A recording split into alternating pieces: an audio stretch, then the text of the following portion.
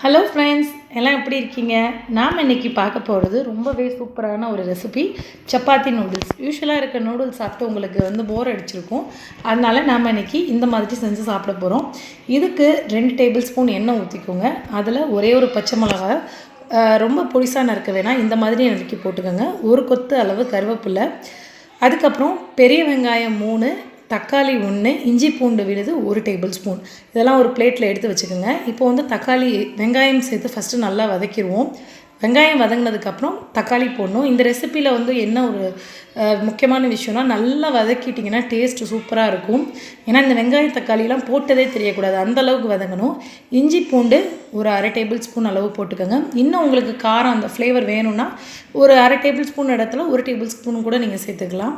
இப்போது தக்காளி சேர்க்க போகிறோம். கொத்தமல்லி இலை, தக்காளி எல்லாம் போட்டு நல்லா மிக்ஸ் பண்ணி விடுங்க. இதெல்லாம் நல்லா வதங்கணும். வதங்கி நான் ஆல்ரெடி சொன்ன மாதிரி உங்களுக்கு நல்லா மசாலா ஃபுல்லாகவே மிக்ஸ் ஆகிடணும்.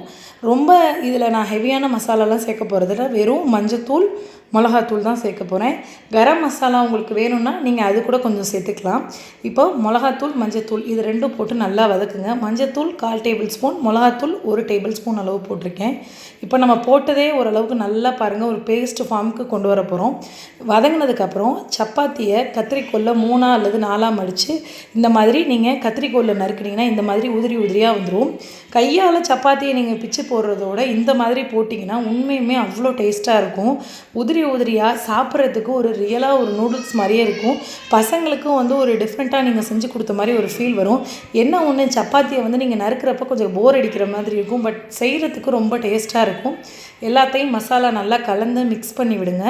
இப்போது நமக்கு கமன்னு ஒரு சப்பாத்தி நூடுல்ஸ் ரெடி ஆகிடுச்சு.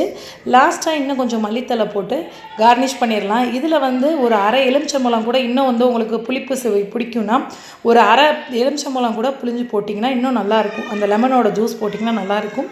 நம்மளோட சப்பாத்தி நூடுல்ஸ் தயார். கட்டாயம் செஞ்சு பார்த்துட்டு எப்படி இருந்துச்சுன்னு சொல்லுங்கள். தேங்க்யூ.